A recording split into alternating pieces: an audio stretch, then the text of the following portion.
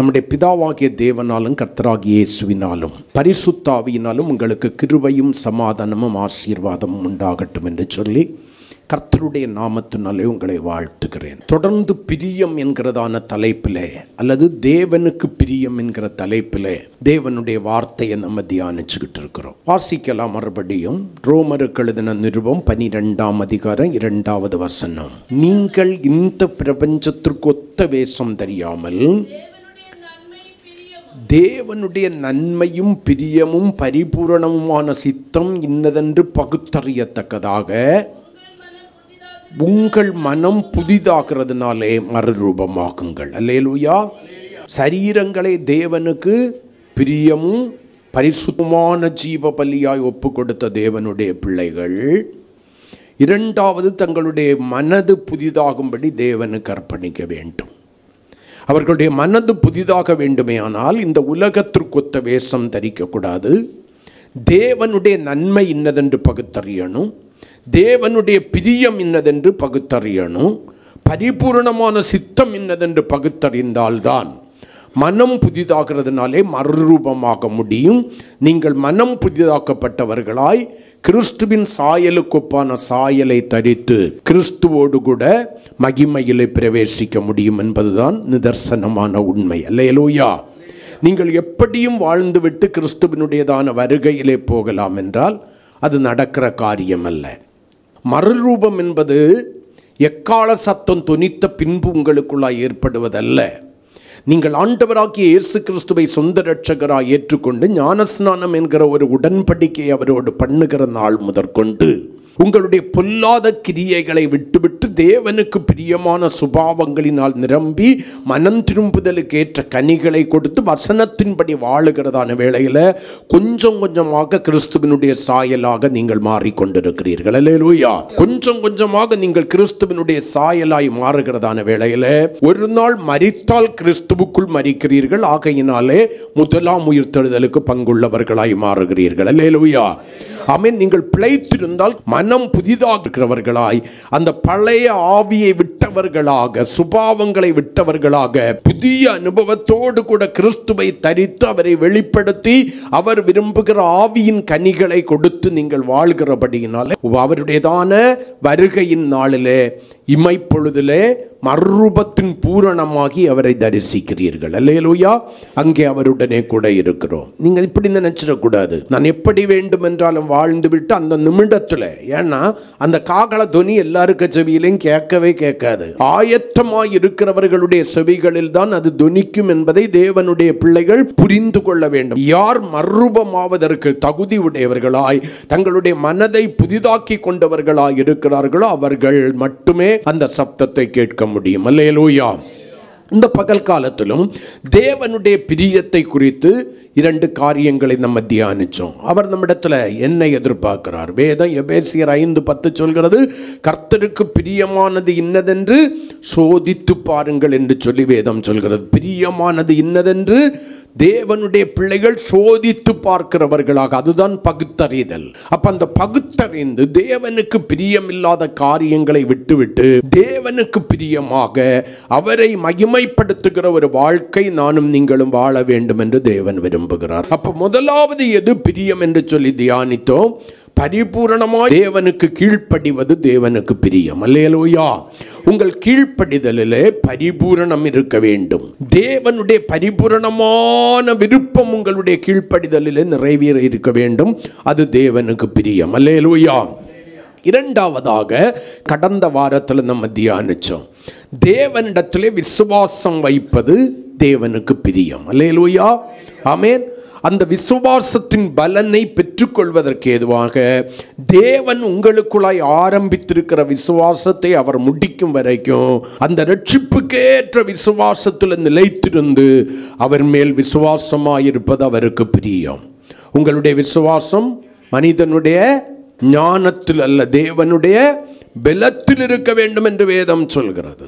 மனிதனுடைய ஞானத்தில் உங்களுடைய விசுவாசம் நின்று விடக்கூடாது, தேவனுடைய பலத்தில் இருக்கணுங்கிறது தேவனுடையதான விருப்பம். ஆகையினால தேவனிடத்தில் விசுவாசமாயிருப்பது தேவனுக்கு பிரியம் என்று சொல்லி. அல்லேலூயா. இன்றைக்கு மூன்றாவது ஒரு காரியத்தை நம்ம வாசிக்க போகிறோம், தியானிக்க போகிறோம். 1 தீமோத்தேயு 2ஆம் அதிகாரம் 1 முதல் 3 வரையிலான வசனங்களை வாசிக்கிறதான வேளையில் எது கர்த்தருக்கு பிரியம் என்று சொல்லி தீமோத்தேயுவை கொண்டு பவுல் சபைக்கு சொல்லுகிற காரியத்தை புரிந்து கொள்ள வேண்டும். இது தீமோத்தேயுவுக்கு எழுதின நிருபம் என்றாலும் தீமோத்தேயுனுடைய தனிப்பட்ட காரியத்திற்காக பவுலால் எழுதப்பட்டதல்ல. தீமோத்தேயுவுக்கு எழுதப்பட்டதானாலும் இது தேவ சபைக்குரியதாக தேவன் எழுதின ஒரு காரியம். அல்லேலூயா. வேத வாக்கியங்கள் எல்லாம் பரிசுத்த ஆவியினாலே அருளப்பட்டிருக்கிறது என்பதை தேவனுடைய பிள்ளைகள் புரிந்து கொள்ள வேண்டும். அல்லேலூயா. இப்ப வாசிக்கலாம். நான் பிரதானமாய் சொல்லுகிற புத்தி என்னவெனில், எல்லா மனுஷருக்காகவும் விண்ணப்பங்களையும் ஜெபங்களையும் வேண்டுதல்களையும் ஸ்தோத்திரங்களையும் பண்ண வேண்டும். நல்லா கவனிங்க. பவுல் புத்தி என்று சொல்லவில்லை, நான் பிரதானமாய் சொல்லுகிற புத்தி, மிகவும் முக்கியமாக தேவனுடைய பிள்ளைகளுக்கு சொல்லுகிற புத்தி என்னவெனில், எல்லா மனுஷருக்காகவும் விண்ணப்பங்களையும் ஜெபங்களையும் வேண்டுதல்களையும் ஸ்தோத்திரங்களையும் பண்ண வேண்டும். நாம் எல்லா பக்தியோடும் நல்லொழுக்கத்தோடும் கலகம் இல்லாமல் அமைதல் உள்ள ஜீவனம் பண்ணும்படிக்கு ராஜாக்களுக்காகவும் அதிகாரமுள்ள யாவருக்காகவும் அப்படியே செய்ய வேண்டும். நம்முடைய இரட்சகராகிய தேவனுக்கு முன்பாக அது நன்மையும் பிரியமுமாயிருக்கிறது. அல்லேலூயா. அப்ப தேவனுடைய 3வது பிரியம் என்ன? தேவ பிள்ளைகள் அல்லது தேவனுடைய மனவாட்டியாகிய சபையினிடத்தில் தேவன் எதை எதிர்பார்க்கிறார்? தேவனை பிரியப்படுத்துகிற காரியம் என்ன என்று கேட்டால், எல்லா மனுஷருக்காகவும் நீங்கள் ஜெபம் பண்ணுவது. ஆமென். அல்லேலூயா. ஜெபங்களையும் விண்ணப்பங்களையும் வேண்டுதல்களையும் ஸ்தோத்திரங்களையும் எல்லா மனுஷருக்காகவும் செய்வது தேவனுக்கு பிரியம் என்று சொல்லி வேதம் சொல்கிறது. நீங்க ஜெபிக்கிறதுல சுயநலவாதிகளாய் இருக்க கூடாது. எனக்கு, என் மனைவிக்கு, என் பிள்ளைகளுக்கு, எனக்கு, என் கணவனுக்கு, என் பிள்ளைகளுக்கு, உங்களுடைய குடும்பம் என்கிறதான ஒரு குறைந்த வட்டத்திற்காக மட்டும் நீங்கள் ஜெபிக்கிறவர்களாய் இருக்க கூடாது. உங்கள் குடும்பத்தின் நபருக்காக மட்டும் நீங்கள் ஜெபிக்கிறவர்களாய் இருக்க கூடாது. ஆபிரகாம் நமக்கு ஒரு காரியத்தை சொல்லி கொடுக்கிறார். அவர் திறப்பிலே நின்று அமலேக்கின் குடும்பத்திற்காக ஜெபிக்கிறார். கர்த்தர் தாம் சொன்னபடியே சாராள் பேரில் கடாட்சமானார். நீங்கள் எந்த அளவிற்கு மற்றவர்களை குறித்த பாரத்தோடு கூட தேவ சமூகத்திலே ஜெபங்களையும் விண்ணப்பங்களையும் வேண்டுதல்களையும் ஸ்தோத்திரங்களையும் தேவனுக்கு நேராக ஏறெடுக்கிறீர்களோ அந்த அளவிற்கு தேவன் உங்களுடைய வாழ்க்கையிலே அற்புதங்களை செய்வார். அல்லேலூயா. யோபுவை குறித்து ஆண்டவர் சொல்லிக் கொடுக்கிறார். யோபுவினுடைய சிறையிருப்பின் முடிவிலே ஆண்டவர் சொல்லிக் கொடுக்கிறார். உன் சிநேகிதருக்காக நீ என்ன பண்ணு? வேண்டுதல் பண்ணு அல்லது ஜெபம் பண்ணு, நான் அவர்கள் சிறையிருப்பை திருப்புவேன். அல்லேலூயா. இவ்வளவு நேரமும் இந்த சிநேகிதர்கள் தான் இவனை என்ன பண்ணினாங்க?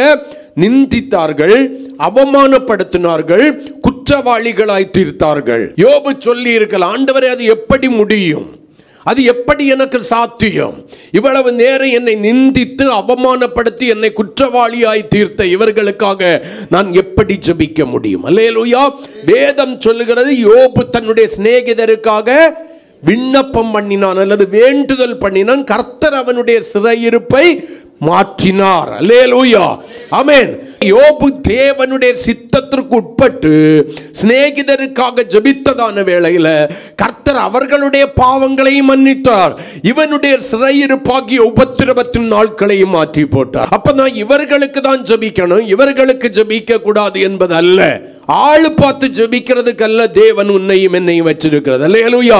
நமக்கு தீமை செய்தவர்களுக்கு கூட தேவன் நன்மை செய்யும்படியாக நான் பெற்றிருக்கிற நன்மைகளை, கர்த்தர் எனக்கு கொடுத்திருக்கிற அந்த ஆவிக்குரிய நன்மைகளை எனக்கு தீமை செய்கிறவர்கள் கூட பெறும்படியாக நான் தேவ சமூகத்திலே விண்ணப்பங்களையும் வேண்டுதல்களையும் ஜெபங்களையும் ஸ்தோத்திரங்களையும் ஏறெடுப்பது தேவனுக்கு பிரியம்.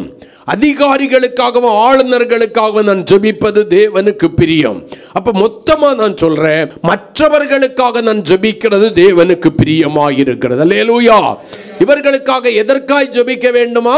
ஆண்டவரே இவர்களை ஆசீர்வதியும் ஆண்டவரே, இவர்களை உயர்த்தும் ஆண்டவரே, இவர்களுக்கு நன்மை செய்யும் ஆண்டவரே, இவர்களுடைய எல்லைகளை பெரிதாக்கும் ஆண்டவரே நான் ஜெபம் பண்ணணுமா?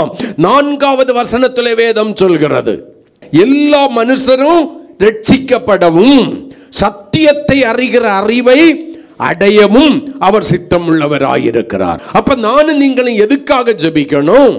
எல்லாருடைய ரட்சிப்புக்காக ஜெபிக்கிறவர்களாயிருக்க வேண்டும். மற்றவர்களுடையதான ரட்சிப்புக்காக, உன்னுடைய குடும்பத்தாருடைய ரட்சிப்புக்காக, உன் உறவுகளுடைய ரட்சிப்புக்காக, உன் தேசத்தாருடைய ரட்சிப்புக்காக நீ திறப்பிலே நின்று இரவும் பகலும் நதி அளவு கண்ணீர் விடுகிறவனாய் இருக்க வேண்டும். உன்னை ஆளுகிற ஆளுநர்களுக்காக, உன்மேல் அதிகாரம் செலுத்துகிறவர்களுக்காக, அவர்களுடைய ரட்சிப்புக்காக நன்றாய் கவனித்துக் கொள்ளுங்கள். நீங்கள் ஜெபிக்கிறவர்களாய், விண்ணப்பிக்கிறவர்களாய், ஸ்தோத்திரம் பண்ணுகிறவர்களாய் இருக்க வேண்டும். இது தேவனுக்கு பிரியம் என்று சொல்லி, அதுதான் அவருடைய பரிபூரண சித்தம் என்று சொல்லி வேதம் சொல்லுகிறது. அல்லேலூயா. அப்ப எல்லாருக்காகவும் நான் ஜெபிப்பது தேவனுக்கு பிரியம். ஆமென் சொல்லக்கூடாதா? அல்லேலூயா. எல்லாருக்காகவும் நான் ஜெபிப்பது. அப்ப எதற்காக ஜெபிக்கணும்? எல்லாருடைய ரட்சிப்புக்காக ஜெபிப்பதும், அந்த ரட்சிக்கப்பட்ட ஜனங்கள் சத்தியத்தை அறிகிற அறிவை அடையவும் ஜெபிக்க வேண்டியது என் மேல் விழுந்த கடமை. நான் இன்னும் சரியா ரட்சிக்கப்படல, நான் இன்னும் சத்தியத்தை அறிகிற அறிவு அடையல. நான் ஜெபித்தா ஆண்டவர் கேட்பாரான்னு பார்த்தா கண்டிப்பா கேட்க மாட்டாரு. நான் குணப்பட்ட பின்பு மற்றவர்களை குணப்படுத்துவதை தான் ஆண்டவர் விரும்புகிறார். சில தொலைக்காட்சி பெட்டிகளிலே நான் பார்த்திருக்கிறேன், இப்ப வலைத்தளங்களிலே பெருகி இருக்கிறது. பால்காரனை ரட்சியும், மோர்காரனை ரட்சியும், தயிர் விற்கிறவனை ரட்சியும் ஆண்டவரே, மளிகை கடைக்காரனை ரட்சியும், கருவாடு விற்கிறவனை ரட்சியும், காய்கறிக்காரனை ரட்சியும், எல்லாரையும் ரட்சியும்னு சொல்லி ரட்சியும் ரட்சியும் ரட்சியும் ரட்சியும் என்று சொல்லி கேமராவுக்கு முன்னால மற்றவர்களுடைய ரட்சிப்புக்காக மன்றாடுகிற அநேகம் பேர் ரட்சிக்கப்பட்டிருக்கிறார்களா? சத்தியத்தை அறிகிற அறிவை அடைந்திருக்கிறார்களா என்றால் அதுதான் இல்லை. நீங்கள் எந்த காரியத்திலே சீர்பட வேண்டுமோ அந்த காரியத்திலே சீர்பட்டு விட்டு, எந்த காரியத்திலே நீங்கள் குணப்பட வேண்டுமோ அந்த காரியத்திலே குணப்பட்டு விட்டு மற்றவர்களுக்காக நீங்கள் ஜெபிக்கிறவர்களாய் இருக்க வேண்டும். மற்றவர்களுடைய ரட்சிப்புக்காக நீங்கள் ஜெபிக்கிறவர்களாய் இருக்க வேண்டும். உங்களுடைய ரட்சிப்பே அந்தரத்திலே தொங்கிக் கொண்டிருக்கும் போது, உங்களுடைய ரட்சிப்பே கேள்விக்குறியாய் இருக்கும் போது, நீங்கள் மற்றவர்களுடைய ரட்சிப்புக்காக ஜெபிப்பதை ஆண்டவர் எப்படி கேட்பார்? பேதுருவை பார்த்து சொன்னாரு, முதலாவது நீ என்ன பண்ணு? குணப்படு. நீ குணப்பட வேண்டிய காரியத்துல குணப்படு. அதற்கு பின்பு உன்னுடைய சகோதரர்களுடைய வாழ்க்கையை குணப்படுத்த, சீர்படுத்த பார் என்று சொன்னார். இன்னைக்கு நம்ம நிறைய பேர் சீர்படவும் மாட்டோம், குணப்படவும் மாட்டோம். நம்ம பிரச்சனை எல்லாம் என்னன்னா, ஒருக்கா முங்கிட்டேன், எழும்பிட்டேன், 4 அந்நிய பாஷை பேசுறேன். அது உணர்ச்சியில பேசுறேன்னா, உணர்வுல பேசுறேன்னா, மாம்சத்துல இருந்து பேசுறேன்னா, பரிசுத்த ஆவிக்குள்ளால இருந்து பேசுறேங்கிறதல்ல. பேசுறேன், மாசம் கிறிஸ்துவனுடைய மாம்சத்தை புசித்து இரத்தத்தை பானம் பண்ணுகிறேன். வெந்தே கோர்ஸ் சபைக்கு போறேன், நான் ரட்சிக்கப்பட்டுட்டேன். வேதம் அப்படி சொல்கிறதா என்றால் இல்லவே இல்லை. தவறாய் போதிக்கப்பட்டிருக்கிறோம், தவறாய் புரிந்து கொண்டிருக்கிறோம். நிறைய காரியங்களிலே தவறான போதனைகள் தான் நம்முடைய இருதயத்தை நிரப்பி வைத்திருக்கிறது. தவறான புரிந்து கொள்ளுதல் தான் தேவனுடைய சித்தம் என்னதென்று பகுத்தறிய உங்களால முடியல. தேவன் என்னிடத்தில் எதிர்பார்க்கிற எதிர்பார்ப்பு என்ன, அவரை பிரியப்படுத்துகிற காரியம் என்ன?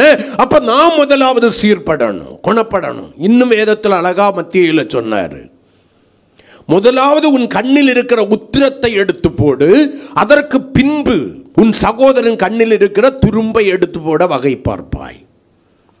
அதாவது உங்கிட்ட இருக்கிற பாவங்களை விட்டு நீ முதலாவது மனம் திரும்பு, அதற்கு பின்பு மற்றவர்களிடத்தில் இருக்கிறதான குறைகளை சுட்டி காண்பித்து அவர்களை அவைகளிலிருந்து விடுதலை ஆக்குவதற்கு நீ முயற்சி.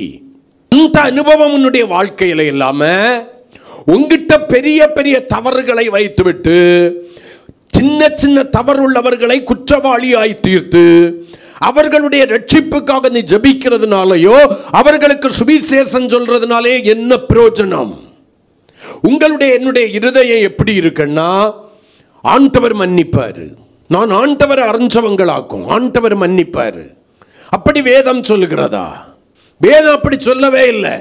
நீ விழுந்து விழுந்து எழும்பு, செய்த பாவத்தை திரும்ப திரும்ப செய், நான் உன்னை மன்னித்து கொண்டே இருப்பேன்னு வேதம் சொல்லவே இல்லை.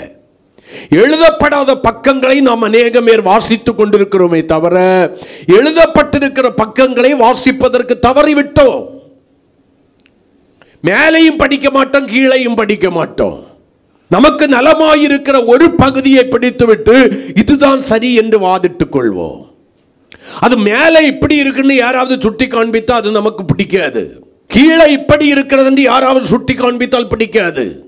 நான் கற்றுக்கொண்டதுதான் சரி. நான் இதுக்கு முன்னாலேயும் சொல்லி இருக்கிறேன். 4 குருடர்கள் ஒரு வழியில நடந்து போனாங்க. போயிட்டு இருக்கும் போது இவங்களுக்குள்ளால ஒரு விமர்சனம் வந்தது. என்ன, யானை எப்படி இருக்கும்?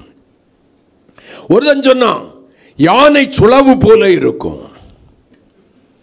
இன்னொருத்தன் சொன்னான் போடா பைத்தியக்காரா, யானை தூணு போல இருக்கும். இன்னொருத்தன் சொன்னான் இல்ல யானை கயிறு போல இருக்கும். ஒரு குருடன் சொன்னான் உங்களுக்கு 3 பேருக்கு பைத்தியம் பிடிச்சிருக்கு. யானை எப்படி இருக்கும்னா வளைந்து நெளிந்து போகிற பாம்பை போல இருக்கும். ஒருத்தன் காதை மட்டும் பார்த்திருந்தான், அவன் சுளவு போல இருக்கும்னா. ஒருத்தன் காலை மட்டும் தெரிஞ்சிருந்தா அவன் தூணு போல இருக்கும்னா. ஒருத்தன் வாழை மட்டும் பார்த்திருந்தா அவன் கயிறு போல இருக்கும்னா. ஒருத்தன் துதிக்கையை மட்டும் அறிந்திருந்தா அவன் சொன்னான் பாம்பு போல வளைஞ்சு நுழைஞ்சிருக்கும். மொத்தத்தில் இது எல்லாம் சேர்ந்ததுதான் யானை என்பதை ஒருவனும் ஒத்துக்கொள்வதாக இல்லை. எல்லாம் சேர்ந்ததுதான் வேதம் என்பதை நீங்களும் நானும் ஒத்துக்கொள்வதில்லை.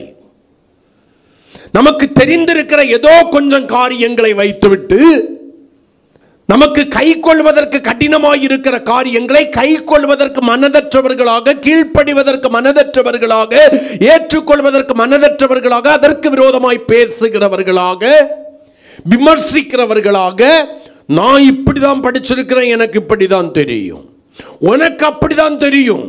வேதத்தை ஜெபத்தோடு கூட பரிசுத்த ஆவியானவருடைய ஒத்தாசையோடு கூட வாசித்துப்பார்.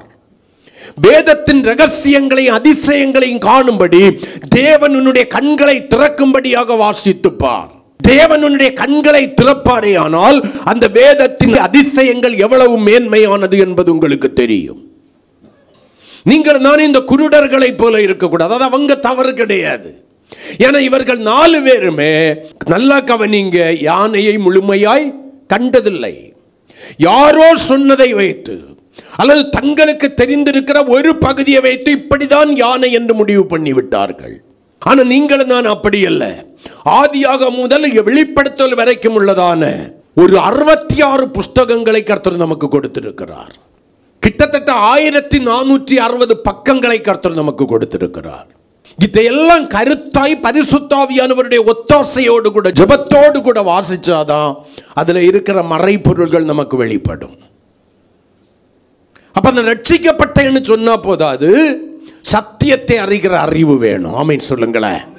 முதலாவது எல்லாரும் ரட்சிக்கப்படணும். நிறைய பேருக்கு இருக்கிற தவறான கருத்தை தான் இன்னைக்கு மாற்றணும்னு நினைக்கிறேன்.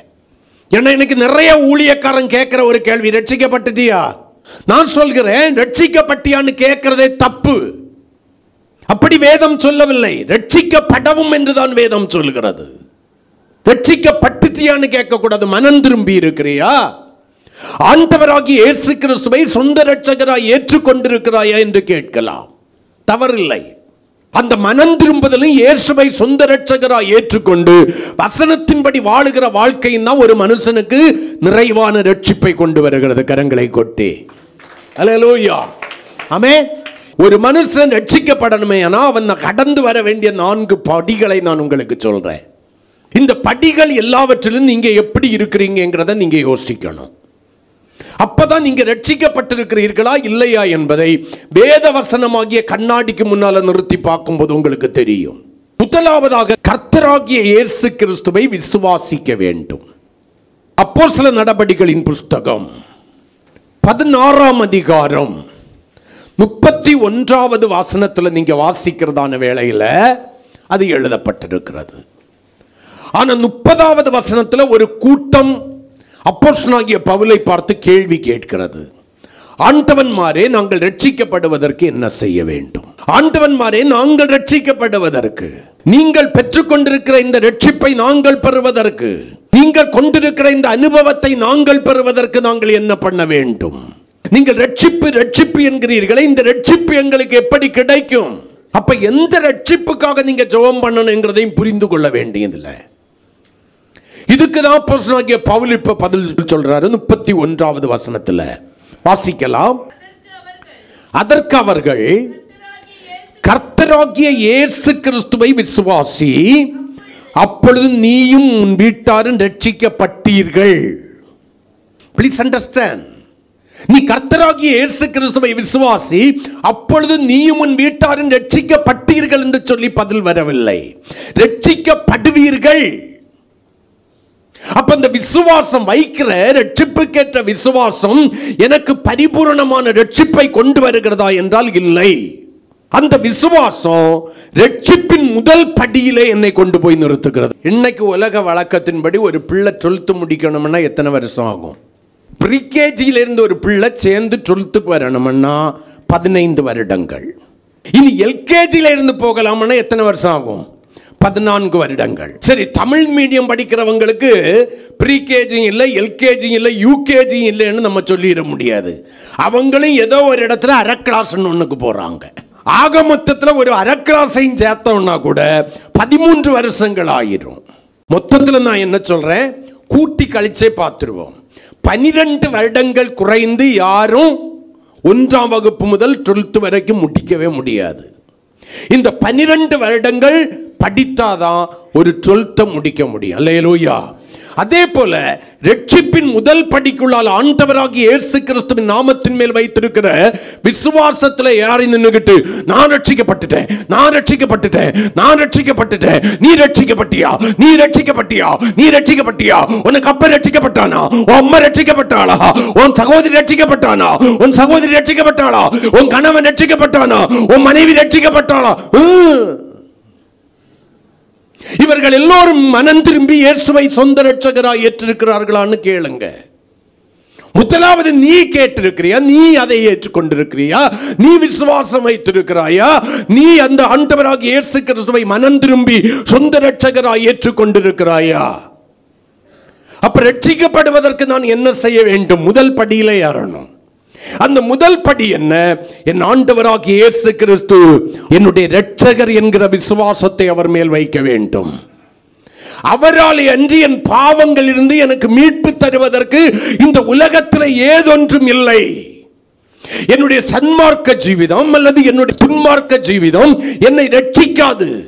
என்னுடைய நற்கிரியைகள் என்னை ரட்சிக்காது என்கிறதான தெளிவு ஒரு மனிதனுக்குள்ளாய் மனுஷிக்குள்ளாய் வர வேண்டும். நீ கிறிஸ்தவ குடும்பத்தில் பிறந்ததுனால, பாஸ்டருக்கு பிள்ளையா பிறந்ததுனால, விசுவாசிக்கு பிள்ளையா பிறந்ததுனால ரட்சிக்கப்பட்டேன் என்று நினைக்காதே. எந்த அளவிற்கு ஆண்டவராகிய இயேசு கிறிஸ்துவினுடைய நாமத்தின் மேல் ரட்சிப்புக்கேற்ற ஒரு விசுவாசத்தை, அவர் உலக இரட்சகர், என்னுடைய பாவங்களையும் அக்கிரமங்களையும் தன்னுடைய சரீரத்திலே சுமந்து தீர்த்த என் மீட்பர், அவர் சிந்தின இரத்தத்தினாலே என்னுடைய பாவங்கள் போக்க கழுவப்பட்டிருக்கிறது என்கிறதான ரட்சிப்புக்கேற்ற விசுவாசம் எப்பொழுது ஒரு மனிதனுக்குள்ளாய் வருகிறதோ, மனுஷிக்குள்ளாய் வருகிறதோ, அவர்கள் முதல் படியில தான் யார் இருக்காங்க. முதல் படியில ஏறதுக்குள்ளால பிள்ளையை இன்னைக்கு எல்கேஜிக்கு அனுப்பிட்டு எனக்கு பிள்ளை 12th முடிச்சுன்னா முட்டாள். பிள்ளைக்கு காலேஜில் ஏதோ ஒண்ணுக்கு அட்மிஷனை வாங்கிக்கிட்டு என் பிள்ளை டிகிரி ஹோல்டர்னு சொன்னா முட்டாளிலும் முட்டாள். அப்ப நான் வைக்கிற விசுவாசம் என்னை ரட்சிப்பின் திட்டத்திற்குள்ளாய் இணைக்கிறதை தவிர நான் ரட்சிக்கப்படவில்லை. இதுதான் பவுல் சொல்லுவார், ரட்சிப்பு நிறைவேற பிரயாசப்பட்டு கொண்டிருக்க. அப்ப நான் இனி ஏற வேண்டிய அடுத்த படி உண்டு, நான் ஏற வேண்டிய அடுத்த படி உண்டு. நான் முத படியிலே நின்னுகிட்டு ரட்சிக்கப்பட்டுட்டேன்னு நான் சொல்ல முடியாது. ஆமீன் சொல்லக்கூடாதா? அப்ப அந்த ரட்சிப்புக்கேற்ற விசுவாசத்தின் நிறைவு அது எதை எனக்கு கொண்டு வருகிறதா? 1 பேதுரு 1ஆம் அதிகாரம் 9வது வசனத்திலே விசுவாசத்தின் பலனாகிய ஆத்தும ரட்சிப்பை தருகிறது. ஆத்தும ரட்சிப்பு ஆண்டவராகிய இயேசு கிறிஸ்துவின் மேல் இரட்சகர் என்று சொல்லி நான் வைக்கிற அந்த விசுவாசம், என் பாவங்களை மன்னிக்கிறவர் என்று சொல்லி நான் வைக்கிற விசுவாசம், நித்திய மீட்பர் என்று சொல்லி நான் வைக்கிற விசுவாசம், அந்த விசுவாசம் உண்மையான விசுவாசமாயிருக்குமே ஆனால், ரட்சிப்புக்கேற்ற விசுவாசமாயிருக்குமே ஆனால், இம்மைக்கான விசுவாசமாய் அல்ல, கடந்த வாரத்திலே நான் சொன்னதை போல மர்மைக்கான விசுவாசமாய், நித்திய நித்திய ஜீவனுக்கு ஏதுவான விசுவாசமாக இருக்குமே ஆனால் அந்த விசுவாசம் என்னை ரட்சிப்பின் படியிலே கொண்டு போய் நிறுத்துகிறது. இனி நான் தொடர்ந்து ரட்சிக்கப்படுவதற்கு பிரயாசப்பட வேண்டும். என் ரட்சிப்பு நிறைவேறுவதற்கு போராட வேண்டும். பிள்ளை காலையில ஸ்கூலுக்கு அனுப்பிக்கிட்டு சாயங்காலம் வந்த உடனே எல்லாம் கொடுத்து தூங்கு மக்களே தூங்குன்னு சொல்லி சொன்னா பிள்ளை கடைசி வரைக்கும் அப்படிதான் இருக்கும். பிள்ளைகிட்ட இன்னைக்கு என்ன கத்துக்கிட்ட, நம்ம சொல்லி கொடுக்க வேண்டியது என்ன, ஹோம்வொர்க் என்ன கொடுத்துருக்காங்க, எதை எழுதணும், எதை படிச்சுட்டு போ சொல்லி இருக்கிறாங்க, எல்லாம் பெற்றவர்கள் தான் ஒரு குறிப்பிட்ட காலம் வரைக்கும் கவனிக்க வேண்டும். உங்க ஆவிக்குரிய வாழ்க்கையிலே அதுதான். நீங்கள் உங்களை குறித்த கவனமுடையவர்களாயிருங்கள். உங்க ஆவிக்குரிய வாழ்க்கை எந்த அளவுக்கு இருக்கிறது என்பதை பாருங்கள். அந்த விசுவாசம் எதை நோக்கி பிரயாணிக்கிறது என்பதை பாருங்கள். உலகத்தில் அழிந்து போகிற காரியங்களுக்காக, வஸ்து வகைகளுக்காக, பணத்திற்காக, வேலைக்காக, கல்யாணத்துக்காக, கற்பத்தின் கனிக்காக, சொத்து சுகங்களுக்காக நீ இயேசு கிறிஸ்துவின் நாமத்தின் மேல் விசுவாசம் வச்சிருக்கிறேன்னா அந்த விசுவாசம் உனக்கு ரட்சிப்பை கொண்டு வராது. நீ விசுவாசிக்கிறது நிமித்தம் இந்த உலகத்தில் சில நன்மைகளை கண்டிப்பாக கர்த்தர் தருவார், நான் இல்லை என்று சொல்லவில்லை. ஏன்னா அவர் சொல்லிட்டார், என் நாமத்து நிமித்தம் நீ எதை கேட்டாலும் நான் உனக்கு அதை தருவேன்னு சொன்னார். விசுவாசம் உள்ளவர்களா எதை கேட்டாலும் தருவேன்னு சொல்லிட்டார். அது கிடைக்கும் கண்டிப்பா. உன் விசுவாசம் சரியானதே ஆனால் கிடைக்கும், நான் இல்லைங்கல்ல. ஆனால் இந்த விசுவாசத்துக்கு பேரு மறுமைக்கும் நித்திய ஜீவனுக்கும் ஏற்ற விசுவாசம், என்னை பரலோகத்திலே கொண்டு போய் சேர்க்கிற விசுவாசம். நான் மறுபடியும் ஆழமா உங்களுக்கு சொல்றேன். என்னைக்கு இந்த பூலோக வாழ்க்கையை கடந்து கிறிஸ்துவோடு கூட மரணத்தின் மூலமாகவோ மறுரூபத்தின் மூலமாகவோ இணைக்கப்படுகிறீர்களோ அன்னைக்கு தான் நீங்க ரட்சிக்கப்படுகிறீர்கள். கரங்களை கொட்டி இயேசு சொன்ன ஒரு காரியத்தை வாசிக்கலாம். யோவான் எழுதின சுவிசேஷம் 6ஆம் அதிகாரம் 40வது வசனத்தை வாசிக்கலாம். குமாரனை கண்டு அவரிடத்தில் விசுவாசமாயிருக்கிறவன் எவனோ அவன் நித்திய ஜீவனை அடைவதும் நான் அவனை கடைசி நாளில் எழுப்புவதும். அடைவதும், அடைந்தான் என்று சொல்லவில்லை, அடைவதும் கடைசி நாளில் எழுப்புவதும் என்னை அனுப்பினவருடைய சித்தமாயிருக்கிறது. அல்லேலூயா. அப்ப ஆண்டவராகிய இயேசு கிறிஸ்துவினுடைய நாமத்தின் மேல் இவர் இரட்சகர், இவர் மீட்பர் என்று சொல்லி நான் வைக்கிற அந்த ரட்சிப்புக்கேற்ற நித்திய ஜீவனுக்கேற்ற மகிமையான பரலோகத்திற்கேற்ற விசுவாசம் அது என்னுடைய வாழ்க்கையிலே நிலையானதாக இருக்குமே ஆனால் ஒரு நாளிலே கிறிஸ்துவோடு கூட நான் இணைக்கப்படுவேன். அன்றைக்கு என்னுடைய ரட்சிப்பு நிறைவேறும். அல்லேலூயா. ஆமென். அப்ப இனி வெறும் விசுவாசத்தை வச்சுக்கிட்டு நான் ரட்சிக்கப்பட்ட எம்பிங்க, ரட்சிப்பு நிறைவேற பிரயாசப்பட்டு கொண்டிருக்கிறேன். பெரிய அப்போஸ்தலனாகிய பவுல் தான் அதை நமக்கு கற்றுக் கொடுத்தார். ரட்சிப்பு நிறைவேற பிரயாசப்படுகிறேன். பவுல் சொல்வார், நான் பிடித்து கொண்டேன் என்று எண்ணுகிறதில்லை. ஆண்டவர் எதற்காக என்னை பிடித்து கொண்டாரோ, பிடித்தாரோ, அழைத்தாரோ அதை பெற்றுக்கொள்ளும்படி ஆசையாய் தொடுகிறேன். அது பெற்றுக்கொள்ள வேண்டியது என்ன? அந்த ரட்சிப்பின் பூரணம். அது இல்லாமல் பரலோகம் கிடையாது. எங்க மனம் போல வாழ்ந்துகிட்டு கடைசியில பரலோகமே என் சொந்தமே, செத்த பறவைக்கு 10 பேர் உட்கார்ந்து ரொம்ப டியூனா சோகமா, பரலோகமே என் சொந்தமே என்று காண்பேனோ. அது இவனை பரலோகம் கொண்டு போய் அவனுக்கு செவியே கேட்காது. செவிடனுக்கு காதல நீ போயிருந்து எவ்வளவு சங்கூதுனாலும் அது கேட்க போறது கிடையாது. செத்தவன் தான், அவனுக்கு பாடி ஒரு பிரயோஜனமும் இல்லை. அவங்களுக்கு வேண்டப்பட்ட ஒருத்தவங்க அப்பதான் வருவாங்க அவரு சாவுக்கு. நல்லா இருக்கீங்களா, சும்மா இருக்கீங்களா, பிள்ளைங்க எப்படி இருக்காங்க. இது நான் கண்ட காட்சி மட்டுமல்ல, நீங்களும் காண்றீங்களா இல்லையா, பார்க்குறீங்களா இல்லையா? இதுக்கு எதுக்கையா ஒரு பாட்டு? தூக்கு, தோண்டு, உள்ளால போடு, மூடு, சோத்திரம் பண்ணிக்கிட்டு போ.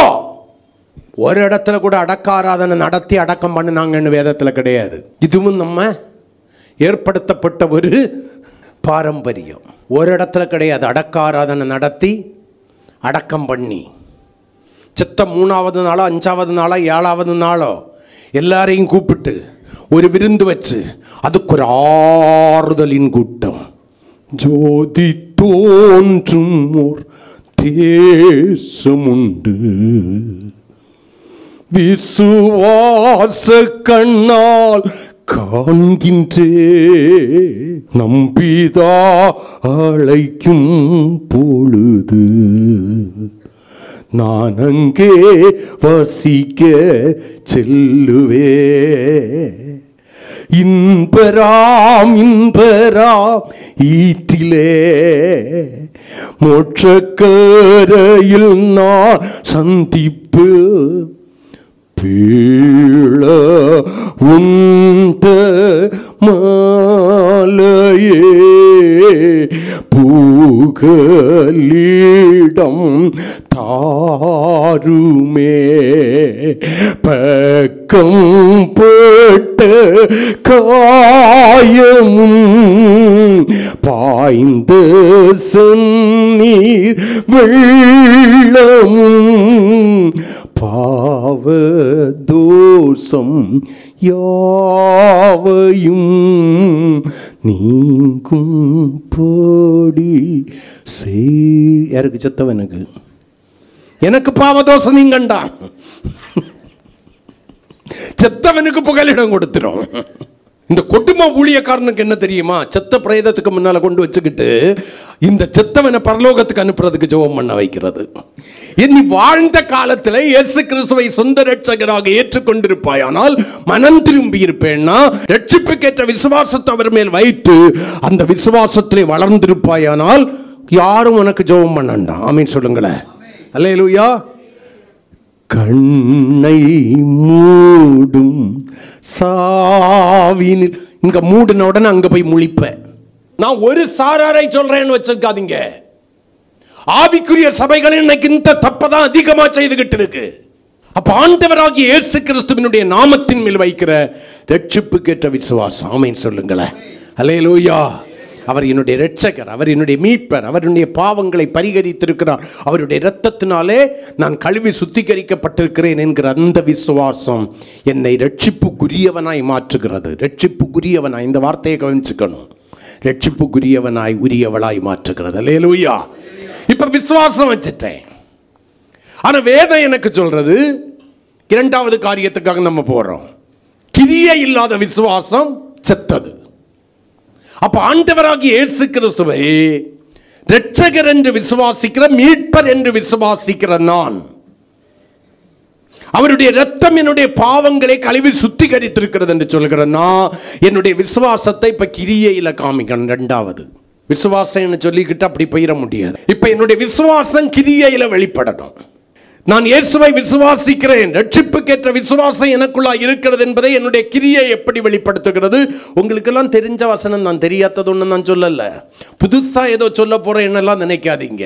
மார்க் எழுதின சுவிசேஷம் 16ஆம் அதிகாரம் 16வது வசனம், விசுவாசம் உள்ளவனாகி ஞானஸ்நானம் பெற்றவன் ரட்சிக்கப்படுவான். இன்னைக்கு நிறைய பேருக்கு ஞானஸ்நானம் எடுத்தாச்சனாலே நான் ரட்சிக்கப்பட்டுட்டேன் இல்லை, பாவங்கள் போக்க கழுவப்பட்டிருக்கிறாய்.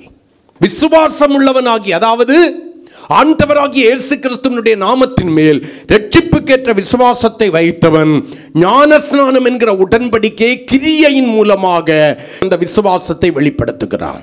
அல்லாதவனோ அல்லது விசுவாசியாதவனோ அல்லது அந்த விசுவாசத்தை கிரியையில் வெளிப்படுத்தாதவன் என்ன பண்றான்?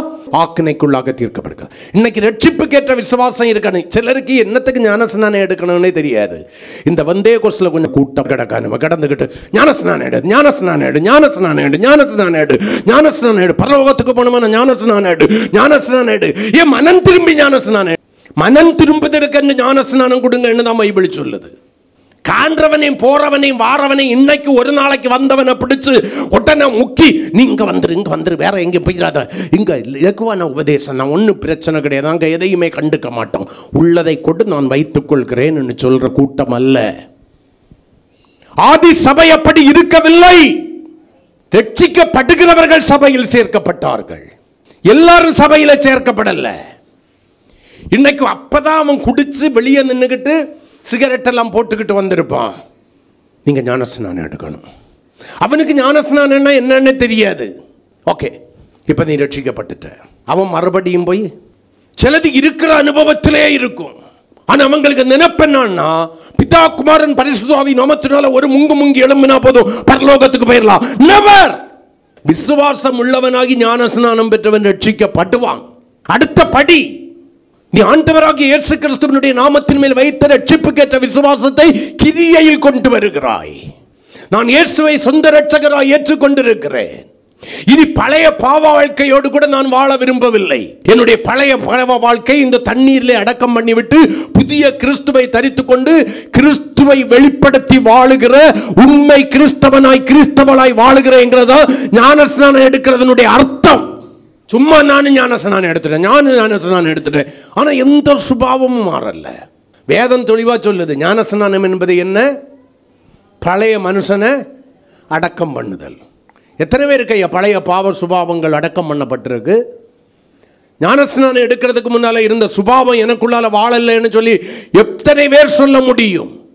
அந்த பழைய மனுஷனுடைய சுபாவங்களை நான் களைஞ்சிருக்கேன். அந்த பொய்யை களைஞ்சிட்டேன், அந்த மைமாலத்தை களைஞ்சிட்டேன், அந்த பாவத்தை களைஞ்சிட்டு, இச்சையை களைஞ்சிட்டேன், எல்லாவற்றையும் நான் அடக்கம் பண்ணிவிட்டேன். இப்போ புதிய மனுஷனாகிய கிறிஸ்துவை தரித்து கொண்டிருக்கிறேன். என்னை காண்கிறவர்கள் என்னை அல்ல, நான் தரித்திருக்கிற இயேசுவை காண்கிறார்கள் என்று சொல்லி உங்களில் எத்தனை பேர் ஞானஸ்நானம் எடுத்திருக்கீங்களா? யாரை உங்களிடத்திலிருந்து வெளிப்படுத்தி கொண்டிருக்கிறீர்கள்? ஞானஸ்நானம் எடுத்த உனக்குள்ளால இருந்து நீ வெளிப்பட்டு கொண்டிருக்கிறாயா? நீ தரித்திருக்கிற கிறிஸ்து வெளிப்பட்டு கொண்டிருக்கிறாரா? உன்னுடைய மாம்ச சுபாவங்கள் வெளிப்பட்டு கொண்டிருக்கிறதா? கிறிஸ்துவனுடைய சுபாவங்கள் வெளிப்பட்டு கொண்டிருக்கிறதா? எந்த சுபாவத்தை வெளிப்படுத்தி வாழ்ந்து கொண்டிருக்கிறாய்? சும்மா நான் எடுத்துட்டேன். எடுத்தா தேவன் விரும்புகிறபடி ஒரு வாழ்க்கை வாழ வேண்டும். புதிதாக்கப்பட்ட ஒரு வாழ்க்கை வாழ வேண்டும். உன் சிந்தை புதிதாகணும், உன் எண்ணம் புதிதாகணும், உன் பேச்சு புதிதாகணும், உன் கிரிய புதிதாகணும், வாழ்க்கை மொத்தமும் புதிதாகணும். நான் எடுத்துறேன். கெட்ட வார்த்தை இன்னும் மனம் திரும்பல. ஊராடிச்சு ஒலையில போடுறது இன்னும் மனம் திரும்பல. போறவாளை சைட் அடிக்கிறது இன்னும் மனம் திரும்பல. எனக்கு வீட்டில் கிளி போல இருப்பா, ஆனா அவங்களுக்கு சில கேவலமான ஈன பறவைகளை பார்த்தா சொன்னாலே வந்துடும். நினைச்சுதானே எடுத்தேன், எல்லாம் கலத்தினேன், வெள்ளைக்கு மாறினேன், சுபாவம் மாறல, உள்ளான மனிதனில் மாற்றம் ஏற்படவில்லை. ரட்சிக்கப்படுவேன் என்று நினைக்கிறாயோ? அப்ப ஞானஸ்நானமே முழுமையான ரட்சிப்பை எனக்கு கொடுக்கவில்லை. அடுத்த படியில தான் என்னை கொண்டு போய் விட்டுருக்கு. ஆனா எதை நினைவூட்டுகிறது? மீட்கப்பட்ட நீ கிறிஸ்துவனுடையவன், கிறிஸ்துவை தரித்திருக்கிறாய், கிறிஸ்துவனுடைய சுபாவங்களை வெளிப்படுத்தி நீ வாழ வேண்டியவன், வாழ வேண்டியவள் என்பத ஒரு பெரிய உண்மையான சத்தியத்தை எனக்கு வெளிப்படுத்துகிறது. அல்லேலூயா. நல்ல கவனிங்க. விசுவாசம் வச்சிருக்கேன், ஞானஸ்நானம் எடுத்துட்டு என்னை ரட்சிக்குமான்னு கேட்டா கிடையவே கிடையாது. இப்ப நான் அதை கூட பிரயாசப்படணும். எதுக்கு இப்ப பிரயாசப்படணும்? முதல்ல ரட்சிப்புக்கேற்ற விசுவாசம் நிறைவேற பிரயாசப்பட்டதான். இப்ப என்னுடைய புதிதாக்கப்பட்ட மனிதனை காத்துக்கொள்வதற்கு நான் பிரயாசப்பட வேண்டும். அல்லேலூயா. இனி பாவம் என்னை தொடாதபடிக்கு. ஏன்னா இன்னொருக்கா முங்கி நான் கழுவ முடியாது, ஒரே ஒரு முறை தான் முங்க முடியாமேன்னு சொல்லுங்களேன். அந்த அனுபவம் நிறைவேறுவதற்கு நான் பிரயாசப்பட வேண்டும். அல்லேலூயா. மத்தேயு எழுதின சுவிசேஷம் 3ஆம் அதிகாரம் 11வது வசனத்தை கொஞ்சம் வாசிங்க. மனம் திரும்புதலுக்கென்று இப்ப யோவான் சொல்றாரு, நல்லா கவனிங்க. மனம் திரும்புதலுக்கென்று நான் ஜலத்தினால் உங்களுக்கு ஞானஸ்நானம். அப்ப ஞானஸ்நானம் என்ன? மனம் திரும்புதல். பழைய வாழ்க்கையை விட்டு, பாவத்தை விட்டு, இச்சையை விட்டு, பொய்யின் காரியங்களை விட்டு, உலக ஆடம்பரங்களை விட்டு, ஆசாபாசங்களை விட்டு நான் மனம் திரும்புகிறேன். அப்ப மனம் திரும்பி ஞானஸ்நானம் பெற்றேன்னா அடுத்து என்ன பண்ணணும் தெரியுமா? பரிசுத்தாவின் அபிஷேகத்தை பெறணும். சும்மா ஞானஸ்நானம் எடுத்துக்கிட்டு பரலோகமே என் சொந்தம் என்ன பரலோகத்துக்கு போக மாட்டேன். பரிசுத்தாவின் அபிஷேகம் பெறணும். பரிசுத்தாவின் அபிஷேகம் இல்லைன்னா நீ பரலோகத்துக்கு போக முடியாது. அபிஷேகம் என்பதை மறுபடியும் நான் சொல்றேன், உணர்ச்சி அல்ல, அது உனக்குள்ளாய் உருவாக்கப்படுகிற மாற்றம். கையை கொட்டி ஆர்ப்பரிச்சு துள்ளி உணர்ச்சியை வெளிப்படுத்துகிறதல்ல பரிசுத்த ஆவியானவருடைய வேலை. பரிசுத்த ஆவியானவருடைய வேலை பாவத்தை குறித்து, நீதியை குறித்து, நியாய தீர்ப்பை குறித்தும் கண்டித்து உணர்த்தி சகல சத்தியத்திற்கும் உள்ளே நடத்துகிறது தான் கர்த்தருக்கு ஸ்தோத்திரம். பரிசுத்த ஆவியானவருடைய வேலை.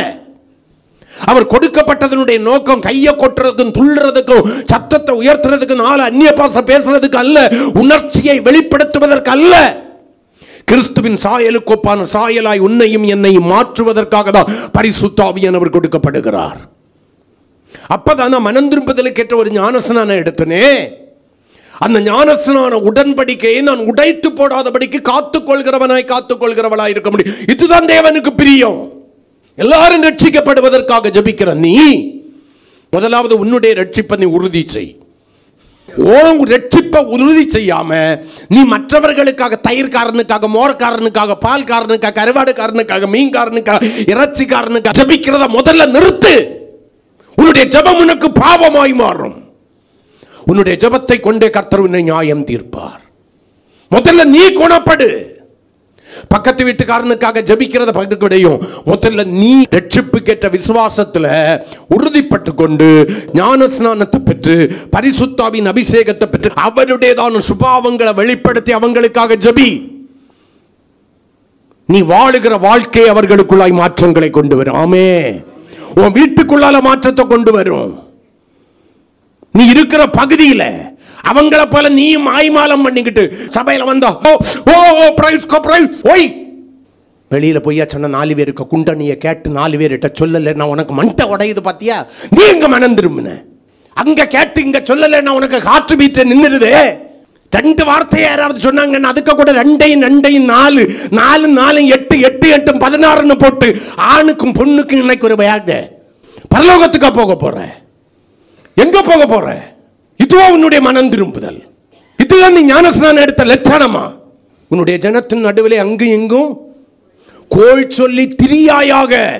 என் சொந்த கருத்து கிடையாது, வேதம். உன் ஜனத்தின் நடுவிலே அங்கேயும் இங்கேயும் கோள் சொல்லி திரியாயாக. ஏசா செய்ததை போல கொஞ்சம் பயிற்றங்களுக்காக ஹலோ உனக்கு கிடைச்சிருக்கிற மேன்மையான ரட்சிப்பை, ஆமென் அல்லேலூயா, கர்த்தர் வைத்திருக்கிற நித்திய ஜீவனை, ஆமென், இழந்து போயிராத சகோதரனை, இழந்து போயிராத. ஜெனியூனாயிரு, உண்மையாயிரு, ஒழுக்கமாயிரு, தேவ பிரியராயிருங்கள். ஒரு கணவன் கிட்ட என்ன சொல்லணுமோ அதை தான் சொல்லணும். ஒரு மனைவி கிட்ட என்ன சொல்லணுமோ அதை தான் சொல்லணும். ஒரு பெற்றோர்கிட்ட என்ன சொல்லணுமோ அதை தான் சொல்லணும். அதுதான் தேவ பிள்ளைகளுக்கு அடையாளம். நாக்கில் எலும்பில்லைங்கிறதுக்காக எல்லாத்தையும் சொல்லி எல்லாத்தையும் மூட்டி விட்டுக்கிட்டு கடைசியில் போயிருந்த ஆண்டவரே என் கணவனுக்கு நல்ல புத்தியை கொடுமா, என் மனைவி நல்ல புத்தியை கொடு ஆண்டவரே. ஆண்டவர் நகைப்பார். நீயே உருவாக்கி வச்சுக்கிட்டு நீயே ஜபிக்கிற பாத்தியா, நீ எவ்வளவு முட்டாளுன்னு சொல்லிக்கிட்டு நகைப்பார். கணவன் 2 வார்த்தை அன்பா பேசினா போதும், கட்ட கட்ட கட்ட கட்ட கட்ட கட்ட கட்ட கட்ட கட்டி முதல்ல சேர்ந்து அங்கே போயிடும். அவன் அதை பிடிச்சி வச்சுக்கிடுவான், கேட்சிங். ஏதோ ஒரு தருணத்தில் அவன் திரும்ப அதை ரிஃப்ளெக்ட் பண்ணுவான். உடனே என் வீட்டுக்காரன் சரியில்லை, வீட்டுக்காரனுக்கு வித்துட்டது யாரு, எனக்கு அம்மனை எப்பன்னு தெரியல, அப்பனுக்கு அம்மைக்கு வித்து போட்டது யாரு நம்மதே ஒத்துக்கிட மாட்டோமே, அவ்வளவு வச்சுக்கிறோம். மனம் திரும்புதலுக்கு நான் ஜலத்தினால் உங்களுக்கு ஞானஸ்நானம் கொடுக்கிறேன், எனக்கு பின் வருகிறவரோ என்னிலும் அல்லவராய் இருக்கிறார், அவருடைய பாதரட்சைகளை சுமக்கிறதற்கு நான் பாத்திரம் அல்ல. அப்ப ஞானஸ்நானம் எடுத்த பிறகு என்ன வரணும்? பரிசுத்த ஆவியினாலும் அக்னியினாலும் ஞானஸ்நானம் கொடுப்பார். அப்ப ஞானஸ்நானம் எத்தனை ஞானஸ்நானம்? 2. ஒன்று ஜலத்தினால், இன்னொன்று ஆவியினால். நான் ஜலத்தினால பிறந்துக்கிட்டு ரட்சிக்கப்பட்டேன்னு பெருமை பாராட்டாத, ஆவியினாலும் பிறந்து பார், சுபாவங்கள் மாறும். பரிசுத்த ஆவியானவரை குறித்து வெட்கப்படக்கூடாது. எது பிரியம்? மற்றவர்களுக்காக ஜெபிப்பது பிரியம். எது பிரியம்? ரட்சிக்கப்படுவது பிரியம். நான் ரட்சிக்கப்பட என்ன பண்ணணும்? முதலாவது இயேசுவை ரட்சகர் என்று சொல்லி மனப்பூர்வமாய் நான் விசுவாசிக்க வேண்டும். 2, என்னுடைய விசுவாசத்தை ஞான ஸ்நானம் என்கிற கிரியையின் மூலமாக வெளிப்படுத்தி புதிதாக்குதலை பெற்றுக்கொண்டு பரிசுத்த ஆவியானவரை பெற்று கிறிஸ்துவின் சாயலாய் மாறணும். ரட்சிக்கப்படுவேன். இப்பவும் நான் ரட்சிக்கப்படலை, பிரயாசப்படணும், அடுத்த ஸ்டெப்புக்கு போயிடணும். 3, ஏசாயா 30ஆம் அதிகாரம் 15வது வசனம். நீங்கள் மனம் திரும்பி அமர்ந்திருந்தால் ரட்சிக்கப்படுவீர்கள், அமெரிக்கையின் நம்பிக்கையுமே உங்கள் பலனாய் இருக்கும் என்று இஸ்ரவேலின் பரிசுத்தராய் இருக்கிற கர்த்தராகிய தேவன் சொல்கிறார். நீங்களோ அப்படி செய்ய நாங்கள் அமர்ந்திருக்க மாட்டோம். 3ஆவதாக மனம் திரும்பணும். ஞானஸ்நானம் எடுத்தவங்க என்ன பண்ணணும்? மனம் திரும்புதலுக்குன்னு தானே ஞானஸ்நானம் எடுத்தோம். அப்ப அதுல உண்மையாய் மனம் திரும்பணும். மனம் திரும்பி அமர்ந்திருங்கள். அப்பதான் எந்த காரியங்களை பாவம் என்று உணர்ந்து பாவத்தை ஒத்துக்கொண்டு மனம் திரும்பினேனோ அந்த காரியத்தை மறுபடி பேசக்கூடாது, மறுபடி சிந்திக்க கூடாது, மறுபடி செய்யக்கூடாது. அதை விட்டு பூரணமான ஒரு மனம் திரும்பி அமர்ந்திருக்கிற அனுபவம், அந்த மனம் திரும்பின அனுபவத்தை காத்துக்கொள்கிற அனுபவம் எனக்கு தேவை. அமர்ந்திருத்தல், காத்துக்கொள்ளுதல். இத அப்போஸ்தலர் 3:20 வாசிச்சீங்கன்னா குணப்பட்டு என்று சொல்லி இருக்கும். மனம் திரும்பி குணப்படுங்கள். அமர்ந்திருத்தல் என்பது என்ன? மனம் திரும்பின பாவங்களை மறுபடி நாம் பேசாதபடி, சிந்திக்காதபடி, செய்யாதபடி பூரண சுகம் அடைதல். அந்த சுபாவம் என்கிட்ட வரக்கூடாது. திரும்ப வேதம் சொல்லுது, மனம் திரும்பி அமர்ந்திருக்கணும். அமர்ந்திருத்தல் மீன்ஸ் என்ன? மனம் திரும்பின காரியங்களிலே இனி அதை செய்யாதபடிக்கு மறுபடியும் மறுபடியும் மறுபடியும் கழுவப்பட்ட பின்பு பன்றி சேற்றிலே புரளாதபடிக்கு நீங்கள் எந்த அளவிற்கு ஆண்டவரை அறிந்திருக்கிறீர்கள். நீங்கள் எகிப்தை விட்டவர்களானால் எகிப்திலே இனி உங்களுக்கு என்ன பங்கு? நீங்கள் மனம் திரும்பி அமர்ந்திருக்கிறது உண்மையானால், மனம் திரும்பி குணப்படுகிறது உண்மையானால், இனி எப்படி அந்த காரியங்களை செய்வதற்கு நீங்கள் துணிகிறீர்கள்? நீங்கள் தேவ பிரியரா மனுஷ பிரியரா? நீங்கள் யார்? யாரை பிரியப்படுத்துவதற்காக நீங்கள் அழைக்கப்பட்டிருக்கிறீர்கள்? மத்தேயு 3:8 திரும்ப வாசித்து பார்த்தீங்கன்னா வேதம் சொல்றோம், அந்த அமர்ந்திருங்கள் குணப்படுதல் என்பது எதை குறிக்கிறது?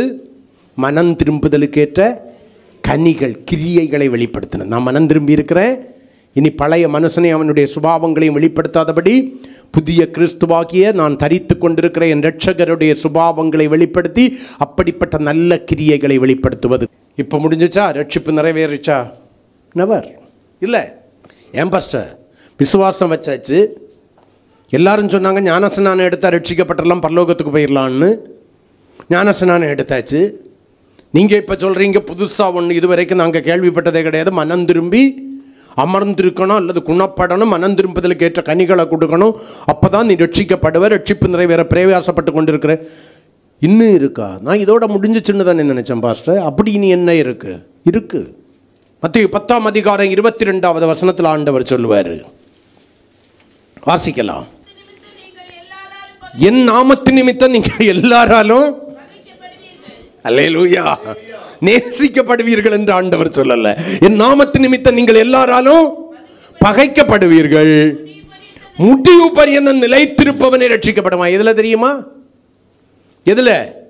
கர்த்தராகிய இயேசு கிறிஸ்துவினுடைய நாமத்தின் மேல் வைத்த ரட்சிப்புக்கு ஏற்ற விசுவாசத்தில் முடிவு பரியந்தம் நிலைத்திருக்க வேண்டும். நீ எடுத்த ஞானஸ்நான உடன்படிக்கை என்பது உடைத்து போடப்படாதபடிக்கு அந்த ஞானஸ்நான உடன்படிக்கை காத்து கொண்டு முடிவு பரியந்தம் நிலை நிற்க வேண்டும். நீ மனம் திரும்பி குணப்பட்ட காரியங்களிலே இனி கரைப்படுத்திக் கொள்ளாதபடிக்கு, பாவியாய் மாறாதபடி, அசுத்தனாய் மாறாதபடி, அசுத்தம் உள்ளவளாய் மாறாதபடிக்கு அதிலே முடிவு பரியந்தம் நீ நிலைத்திருக்க வேண்டும். எல்லாரும் வாழ்றாங்க நானும் வாழ்றேன்னு நினைக்க கூடாது. ஏன்னா எனக்கு தான் கர்த்தர் போதித்திருக்கிறார், மற்றவர்களுக்கு அல்ல. யாருக்கு அதிகமாய் கொடுக்கப்பட்டதோ அவனிடத்தில் அதிகம் கேட்கப்படும். அப்ப நான் இந்த அனுபவங்களிலே முடிவு பரியந்தம் நிலைநிறுத்த வேண்டும். முடிவு பரியந்தம் இந்த அனுபவங்களை விட்டு எங்கேயும் நாம் பின்வாங்கி போயிடக்கூடாது. எந்த இடத்திலையும் இந்த அனுபவங்களை விட்டு விலகி விடக்கூடாது. எந்த இடத்திலையும் எதற்காகவும் யாருக்காகவும் இந்த அனுபவங்களை அடமானம் வச்சிடக்கூடாது. நீ உண்மை உள்ளவனாயிரு, உத்தமியாயிரு. எல்லா வேளையிலும் அந்த ரட்சிப்புக்கு ஏற்ற கிறிஸ்துவின் மேல் வைக்கப்பட்ட விசுவாசத்தை காத்துக்கொள்கிறவளாக, அந்த ஞானஸ்நான உடன்படிக்கை உடைத்து போடாதபடிக்கு காத்துக்கொள்கிறவளாக, அந்த மனம் திரும்பி குணப்பட்ட காரியங்கள் மறுபடி அது வியாதியாயின் உனக்குள்ளால அந்த சுபாவங்கள் வந்துவிடக்கூடாது. அந்த சிந்தை, அந்த வார்த்தைகள், அந்த கிரியைகள் வெளிப்படாதபடி அதிலே குணப்பட்டவளாக அமர்ந்து இருக்கிறவளாக அதை ஒருபோதும் உடைத்து போடாதபடி காத்துக்கொள்கிற அனுபவம், அதுதான் முடிவு பரியந்தம் நிலை நிற்கிறது. கிறிஸ்துவிலும் அவருடைய கிருபையிலும் முடிவு பரியந்தம் நிலை நிற்க வேண்டும். கற்றும் அறிந்தும் இருக்கிறதான சத்தியத்தை முடிவு பரியந்தம் காத்துக்கொள்கிறவர்களாக இருக்க வேண்டும். நிலை நிற்கிறது. கை கொண்டு வாழுதல். சூழ்நிலைகளுக்கு ஏற்றபடி நம்ம என்ன பண்ணிடக்கூடாது? மாற்றி போடக்கூடாது. அல்லேலூயா. ஒரு வசனத்தை கூட நான் சொல்றேன். எபிரேயருக்கு எழுதின நிருபம் 6ஆம் அதிகாரம் 4 முதல் 6 வரையிலான வசனங்களை ஒருவர் வாசிக்கலாம். ஏனெனில் ஒரு தரம் பிரகாசிப்பிக்கப்பட்டும் பரம ஈவை ருசி பார்த்தும் பரிசுத்த ஆவியை பெற்றும். Please understand. ஒரு தரம் பிரகாசிக்கப்பட்டும். எங்க இருந்து பிரகாசிக்கப்பட்டும் சொல்லுங்க? பாவத்திலும் அக்கிரமத்திலும் மரித்து கிடந்தவர்களுடைய நடுவிலிருந்து கர்த்தர் நம்மை பிரகாசிப்பித்தார். அல்லேலூயா. ஆமென். அவர்களை விட்டு உள்ள ஐக்கியத்தை விட்டு வெளியேறின போது கர்த்தர் நம்மை பிரகாசித்தார். அந்த ரட்சிப்பு என்கிற பிரகாசம் ஒரு தரம் பிரகாசிக்கப்பட்டும் பரம ஈவை ருசி பார்த்து. பரம ஈவன்னா என்னது? பரலோகத்திற்குரிய காரியங்களை ருசித்து அறிந்தும். மூன்றாவது பரிசுத்த ஆவியை பெற்றும். அடுத்திருக்கு தேவனுடைய நல் வார்த்தைகளும் இனிவரும் உலகத்தின் பலன்களையும் ருசி பார்த்தும். தேவனுடைய நல்வார்த்தைகளையும் இனிவரும் உலகத்தின் பலன்களை ருசி பார்த்தும் மறுதலித்து போனவர்கள். எதை விட்டு? பிரகாசிக்கப்பட்ட பிரகாசிப்பதை விட்டு, பரம ஈவை விட்டு, பரிசுத்த ஆவியை விட்டு, தேவனுடைய நல்வார்த்தைகளை விட்டு, உலகத்தின் பலன்களை, இனிவரும் உலகத்தின் பலன்களை மறந்து போய் மறுதலித்து போனவர்கள். அதாவது எதிலிருந்து மீட்கப்பட்டோமோ அதற்கு மறுபடியும் தங்களை அடிமைப்படுத்திக் கொள்கிறவர்கள். எதை பாவம் என்று உணர்ந்து விட்டு விலகினோமோ அதை மறுபடியும் செய்கிறவர்கள். வேதம் சொல்லுது, போனவர்கள் தேவனுடைய குமாரனை தாங்களே மறுபடியும் சிலுவையில் அறைந்து அவமானப்படுத்துகிறபடியினால். நீங்க இப்ப என்ன செய்றீங்க? தேவனுடைய குமாரனாகிய இயேசுவை, உங்களுடைய இரட்சகரை, உங்களுடைய மீட்பரை, உங்களுக்காய் பரிந்து பேசுகிற ஆண்டவரை தம்மோடு கூட சேர்த்துக் கொள்வதற்கு, அவருடைய சாயலுக்கொப்பான சாயலாய் மாறுவதற்கு, அவருடைய பரிசுத்தத்தை உங்களுக்கு பங்காய் தந்த ஆண்டவரை மறுபடியும் நீங்கள் சிலுவையில் அறைகிறவர்களாய் மாறுகிறீர்கள். யூதர்களும் இஸ்ரவேலும் ஒரு முறைதான் இயேசுவை சிலுவையில் அறைந்தார்கள். நீ மறுபடியும் பழைய பாவ சுபாவங்களை சிந்திக்கும் போது, பேசும்போது, செய்யும் போது ஒவ்வொரு முறையும் இயேசுவை மறுபடியும் சிலுவையில் அறைந்து கொண்டிருக்கிறார். நான் சொல்லுகிறேன், யூதர்களும் இஸ்ரவேலரும் இயேசுவை சிலுவையில் அறைந்ததை பார்க்கலும் உன்னாலும் என்னாலும் சிலுவையில் இயேசு அறையப்பட்டதான நேரங்கள் தான் அதிகம், எண்ணிக்கைகள் தான் அடங்காதவையா. அவன் ஒரே தடவை மாம்சத்தில் வந்ததான இயேசுவை சிலுவையில் அறைஞ்சான். ஆனால் நீ நான் அறைகிறது எந்த இயேசுவை தெரியுமா? ஆவியிலே உயிர்ப்பிக்கப்பட்ட இயேசுவை. அடுத்து வாசிக்கலாம். மனம் திரும்புவதற்கு ஏதுவாய் அவர்களை மறுபடியும் புதுப்பிக்கிறது கூடாத காரியம். அதுக்கு கீழே நிறைய வசனங்கள் உண்டு, நாம் வேண்டாம். அதுக்கு பிறவைக்கு அவன் மனம் திரும்புவான், அவள் மனம் திரும்புவாள் என்கிற எதிர்பார்ப்பு வைக்கிறதே கஷ்டம், கட்டினம். அவர்கள் மனம் திரும்பும்படி அவர்களை புதுப்பிக்கிறது கூடாத காரியம். நீ எவ்வளவு சொன்னாலும் அவங்க எதிர் கொஸ்டின் கேட்டுக்கிட்டு இருப்பாங்களே தவிர, ஆமாவா இல்லையா? எதிர் கொஸ்டின் கேட்டுக்கொண்டிருப்பாங்களே தவிர, அல்லேலூயா, அன்புடன் சத்தியத்தை கை கொண்டு தலையாகிய கிறிஸ்துவுக்குள் வளருவதற்கு மனதற்றவர்களாயிருப்பார்கள். எப்ப தெரியுமா நான் தேவனுடைய வசனத்திற்கு எதிர்த்து நிற்கிறேன்? தேவனுடைய ஆலோசனைக்கு ஏன் தெரியுமா எதிர்த்து நிற்கிறேன்? கேள்வி கேட்கிறேன்னா, என்னிட்ட இருக்கிற பாவங்களை உணர்ந்து மனம் திரும்புவதற்கு, விட்டு விலகுவதற்கு எனக்கு மனம் இல்லை. ஆகையினாலே அதை நான் அவாய்ட் பண்ணுறேன். ஆமென் சொல்லுங்களேன். இதுதான் நிதர்சனமான உண்மை. இதுதான். ஆகையினால நல்லா கவனிக்கணும். முதலாவது நீங்கள் கர்த்தராகிய இயேசு கிறிஸ்துவினுடைய நாமத்தின் மேல் என்ன வைக்கணும்? ரட்சிப்புக்கேற்ற விசுவாசத்தை வைக்கணும்.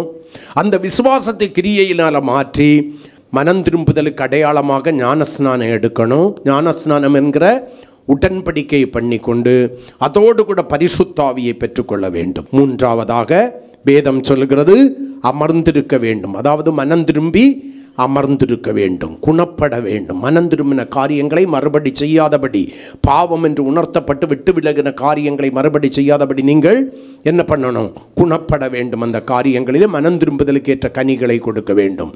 கடைசியில் நீங்கள் முடிவு பரியந்தம் நிலைத்து நிற்க வேண்டும். அப்போ தான் நீங்கள் என்ன பண்ணுவீங்க? கர்த்தராகிய இயேசு கிறிஸ்துவின் வருகையின் நாளிலே ரட்சிக்கப்படுவீர்கள்.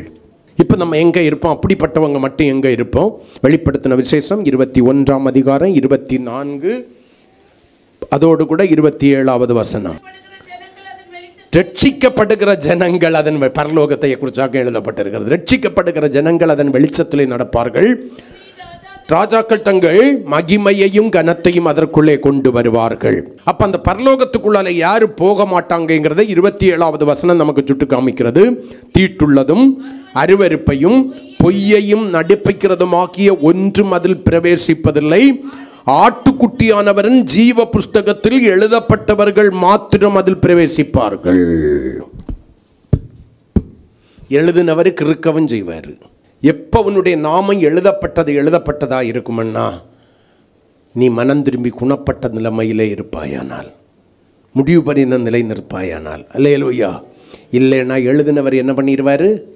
கிறுக்கி போடுவார். அப்போ இந்த 4 அனுபவங்களை கடந்து ரட்சிப்பு நிறைவேறுவதற்கு பிரயாசப்படுவாயானால் முடிவில் இயேசுவோடு கூட பரலோகத்தில் இருப்பாய்.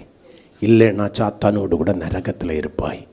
எங்கே இருக்க போகிறேங்கிறத நீ தான் தீர்மானிக்கணுமே தவிர நான் தீர்மானிக்க முடியாது, உன் கணவன் தீர்மானிக்க முடியாது, உன் மனைவி தீர்மானிக்க முடியாது, உன் பெற்றோர் தீர்மானிக்க முடியாது, உன் பிள்ளைகள் தீர்மானிக்க முடியாது, உன் உறவுகள் தீர்மானிக்க முடியாது. நீ மட்டுமே உத்தரவாதி. நீ மட்டும்தான் தீர்மானிக்கணும். முழங்கால் படியிடுவோம். எது தேவனுக்கு பிரியம்? எல்லா மனுஷரும் ரட்சிக்கப்படுவது தேவனுக்கு பிரியம். எல்லாரும் ரட்சிக்கப்படுவது, எல்லாருக்காக நீ ஜெபிக்கிறது ஆண்டவருக்கு பிரியம்.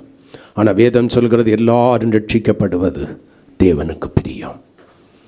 மற்றவர்களுக்காக ஜெபிக்கிறதுக்கு முன்னால் நீ ரட்சிக்கப்படணும். மற்றவர்களுக்காக என்ன அனுபவத்தோடு கூட குடியிலிருந்து விலக்கும் ஆண்டவரே மனம் திரும்பட்டவனு ரட்சிக்கிறதுக்காக ஜெபம் பண்ணுற நீ குடிக்கக்கூடாது. விபச்சாரக்காரனை பார்த்து ஆண்டவரே இவனை விபச்சாரத்திலிருந்து விடுதலையாக்கும், ஆண்டவரே இவளை விபச்சாரத்திலிருந்து விடுதலையாக்கும்னு சொல்லிக்கிட்டு ஜெபிக்கிற நீ விபச்சாரம் செய்யக்கூடாது. நீ அதை செய்துக்கிட்டு ஜெபம் பண்ணனா ஆண்டவர் கேட்க மாட்டார். இப்போ எல்லாரும் ரட்சிக்கப்படணும்.